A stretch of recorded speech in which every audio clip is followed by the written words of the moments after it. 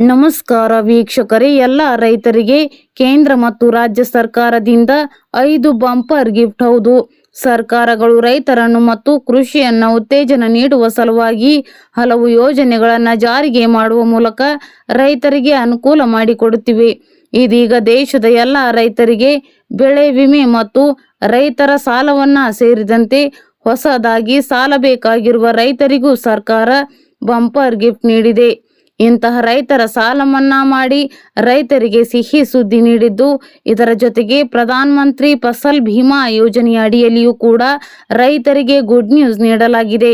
ಹಾಗಾದರೆ ಬನ್ನಿ, ಸರ್ಕಾರ ಘೋಷಣೆ ಮಾಡಿರುವುದಾದರೂ ಏನು, ಎಂತಹ ರೈತರ ಸಾಲ ಮನ್ನಾ ಆಗಿದೆ ಮತ್ತು ಹೊಸ ಸಾಲ ಪಡೆದುಕೊಳ್ಳುವುದಾದರೂ ಹೇಗೆ, ಬೆಳೆ ವಿಮೆ ರಾಜ್ಯದ ರೈತ ಬಾಂಧವರ ಆರ್ಥಿಕ ರಕ್ಷಣೆಗಾಗಿ 2026-27ನೇ ಸಾಲಿನ ಕರ್ನಾಟಕ ರೈತ ಸುರಕ್ಷಾ ಪ್ರಧಾನ ಮಂತ್ರಿ ಫಸಲ್ ಭೀಮಾ ಯೋಜನೆಯ ಮುಂಗಾರು ಹಂಗಾಮಿನ ಬೆಳೆ ವಿಮೆ ನೋಂದಣಿ ಪ್ರಕ್ರಿಯೆಯು ಅಧಿಕೃತವಾಗಿ ಚಾಲನೆ ಪಡೆದುಕೊಂಡಿದೆ. ಪ್ರಕೃತಿ ವಿಕೋಪಗಳಿಂದ ಉಂಟಾಗುವ ಬೆಳೆ ನಷ್ಟದ ಭೀತಿಯಿಂದ ಪಾರಾಗಲು ಅರ್ಹ ರೈತರೆಲ್ಲರೂ ತಕ್ಷಣವೇ ಈ ಯೋಜನೆಯಡಿ ನೋಂದಣಿ ಮಾಡಿಸಿಕೊಳ್ಳಬೇಕು ಎಂದು ಜಂಟಿ ಕೃಷಿ ನಿರ್ದೇಶಕರು ಪ್ರಕಟಣೆಯಲ್ಲಿ ತಿಳಿಸಿದ್ದಾರೆ. ಈ ಯೋಜನೆಯು ಬ್ಯಾಂಕುಗಳಿಂದ ಬೆಳೆ ಸಾಲ ಪಡೆದಾಗೂ ಪಡೆಯದ ರೈತರಿಗೂ ಅನ್ವಯವಾಗಲಿದ್ದು, ತಾವಿರುವ ವ್ಯಾಪ್ತಿಯಲ್ಲಿಯೇ ವಿಮೆ ಮಾಡಿಸಬಹುದಾಗಿದೆ.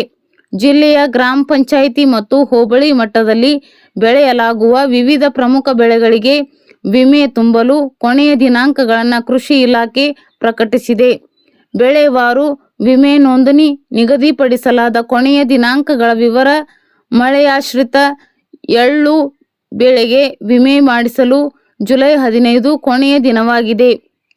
ನೀರಾವರಿ ಹಾಗೂ ಮಳೆಯಾಶ್ರಿತ ಮುಸುಕಿನ ಜೋಳ, ಸೂರ್ಯಕಾಂತಿ, ಹತ್ತಿ ಮತ್ತು ಮಳೆಯಾಶ್ರಿತ ತೊಗರಿ, ನೀರಾವರಿ, ಕೆಂಪು ಮೆಣಸಿನಕಾಯಿ ಹಾಗೂ ಈರುಳ್ಳಿ ಬೆಳೆಗಳ ನೋಂದಣಿಗೆ ಜುಲೈ 31 ಕಡೆಯ ದಿನಾಂಕವಾಗಿದೆ. ನೀರಾವರಿ ಹಾಗೂ ಮಳೆಯಾಶ್ರಿತ ಭತ್ತ, ನೆಲಗಡಲೆ, ಸಜ್ಜೆ ಮತ್ತು ಮಳೆಯಾಶ್ರಿತ ರಾಗಿ, ನವಣೆ, ಹುರುಳಿ, ತೊಗರಿ ಬೆಳೆಗಳಿಗೆ ಆಗಸ್ಟ್ 14ರ ಒಳಗೆ ವಿಮೆ ಮಾಡಿಸಬಹುದು. ಎಲ್ಲಿ ನೋಂದಣಿ ಮಾಡಿಸಬೇಕು? ರೈತರು ತಮ್ಮ ಹತ್ತಿರದ ರಾಷ್ಟ್ರೀಕೃತ ಅಥವಾ ಸಹಕಾರಿ ಬ್ಯಾಂಕುಗಳು, ಸಾಮಾನ್ಯ ಸೇವಾ ಕೇಂದ್ರಗಳು ಅಥವಾ ತಮ್ಮದೇ ಗ್ರಾಮ ಪಂಚಾಯಿತಿ ವ್ಯಾಪ್ತಿಯಲ್ಲಿರುವ ಗ್ರಾಮೋನ್ ಸೇವಾ ಕೇಂದ್ರಗಳಿಗೆ ಭೇಟಿ ನೀಡಿ ಅಗತ್ಯ ದಾಖಲೆಗಳೊಂದಿಗೆ ಹೆಸರನ್ನು ನಮೂದಿಸಬಹುದು. ಬೆಳೆ ಸಾಲ ಪಡೆದ ರೈತರಿಗೆ ಇಲಾಖೆಯು ಒಂದು ಪ್ರಮುಖ ಸೂಚನೆ ನೀಡಿದ್ದು, ಒಂದು ವೇಳೆ ಬೆಳೆ ಸಾಲ ಪಡೆದ ರೈತರು ಈ ಬೆಳೆ ವಿಮೆ ಯೋಜನೆಯಿಂದ ಹೊರಗುಳಿಯಲು ಬಯಸಿದರೆ ಆಯಾ ಬೆಳೆಗೆ ನಿಗದಿಪಡಿಸಿದ ಕೊನೆಯ ದಿನಾಂಕಕ್ಕಿಂತ ಕನಿಷ್ಠ 7 ದಿನ ಮುಂಚಿತವಾಗಿ ತಮ್ಮ ಬ್ಯಾಂಕ್ ವ್ಯವಸ್ಥಾಪಕರಿಗೆ ವಿಮೆ ಬೇಡವೆಂದು ಲಿಖಿತವಾಗಿ ಮುಚ್ಚಳಿಕೆ ಪತ್ರ ಸಲ್ಲಿಸಬೇಕಾಗುತ್ತದೆ.